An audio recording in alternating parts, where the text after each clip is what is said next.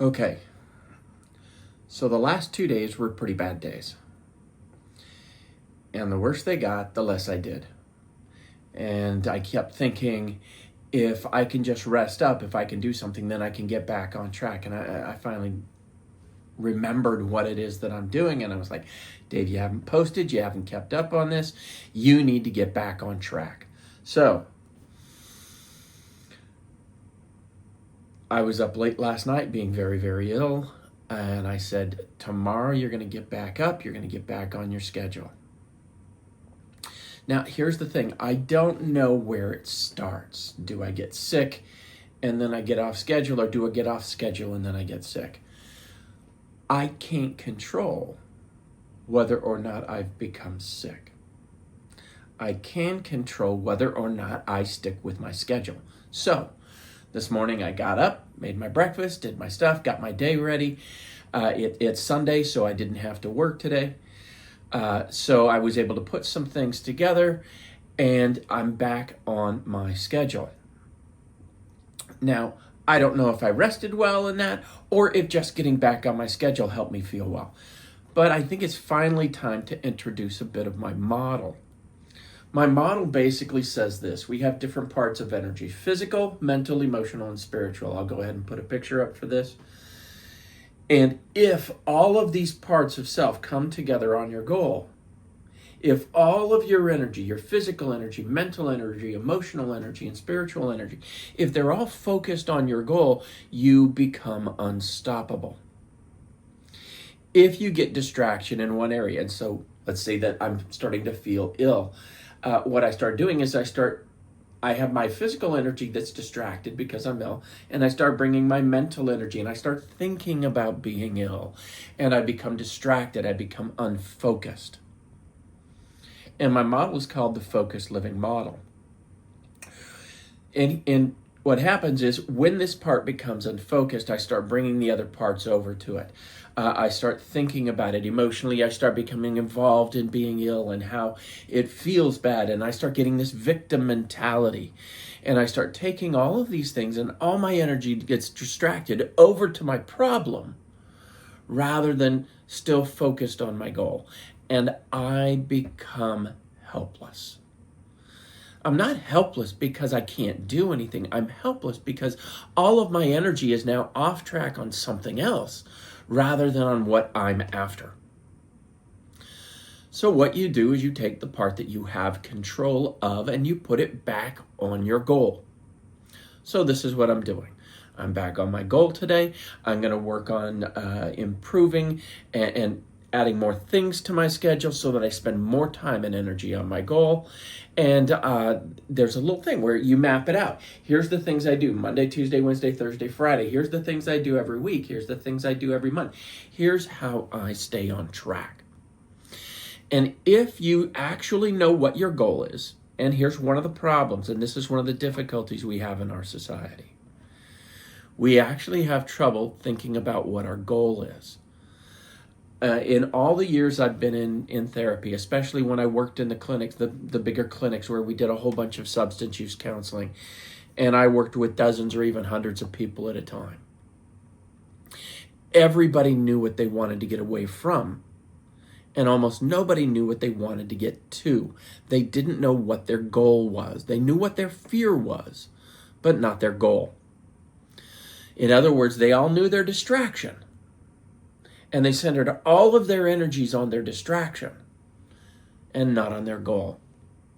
Now, in this model, you need to realize what is physical, what is mental, what is emotional, and what is spiritual. And we can break down spiritual more, but our society doesn't have a whole lot of language for spiritual. We're so focused on the physical, which is one of the problems we're having, that we actually ignore these other dimensions of self. To the point where many people believe the other dimensions don't believe, or they're not real, or they're just made up. And we ignore what is for what we think should be. So again, I say that people do behaviors for only one of two reasons. You're chasing what you love, or you're running from what you fear. If you don't know what you love, if you don't know what you value, if you don't know what your purpose or goal is in life, the only thing you can do is run from what you fear. And people are happier when they're chasing what they love than when they're running from what they fear. We have a growing epidemic of depression in our country. And one of the biggest reasons for that is the fact that nobody knows what they love. And if you don't know what you love and you only focus on what you hate, what you fear, what makes you uncomfortable, you're going to spend all day long being hateful, fearful, and uncomfortable. And who wouldn't be depressed if they spent all day feeling hopeless, helpless, fearful, anxious? That sucks. So we need to have a clear understanding, a clear picture of what our goal is, and then create behaviors, a specific set of behaviors that help us understand how to achieve our goals and our values. And here's the thing, you don't have to be right. You just have to love what you're doing. The moment you love what you're doing, you're going to become healthier. And you're going to become healthier in every way. You're going to become healthier physically. Now, I'm not saying you're going to take somebody who has a real sickness. I've got an autoimmune disorder. This is real. But when you are positive, your body is able to recover faster. It's able to maintain more than if you're negative. There's a ton of studies on this. You can look it up online. I really don't care if you look it up, though. What I care is spend a day having truly positive thoughts all day long and see if you're not healthier physically. If you aren't healthier physically, then we can change something up. But here's the thing. If you truly try this experiment, and it's going to be hard, but if you truly are able to spend an entire day filling your mind with positive thoughts, you're going to find that you have more physical energy. You're going to find that your illness in that becomes better, because the natural thing, and this is what I did the last 2 days, when you start feeling bad, when you start feeling uncomfortable, what you tend to do is just turtle up. And so you turtle up and you hide, and the problem is life keeps beating at you. And eventually life's going to hit you hard enough to crack your shell, and the only thing you're good for now is turtle soup.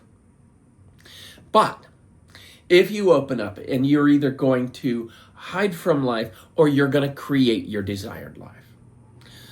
So I'm back on my schedule, creating my desired life. I'm going to get my exercise in. I got my meditation in.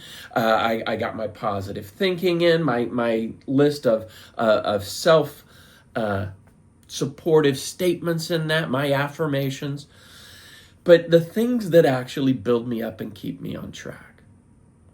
Now, if you don't know what your list is yet, that's fine. There are ways we can do this. If you want to understand the model,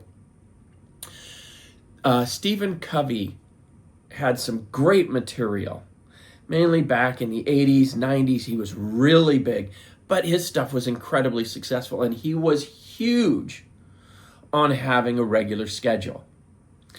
If you have a regular schedule of positive activities, I guarantee you, if you have a regular daily schedule of positive activities, you're going to become healthier. We'll pick this up later. I'll talk to you as soon as I can. I got to go exercise now. Have a good day.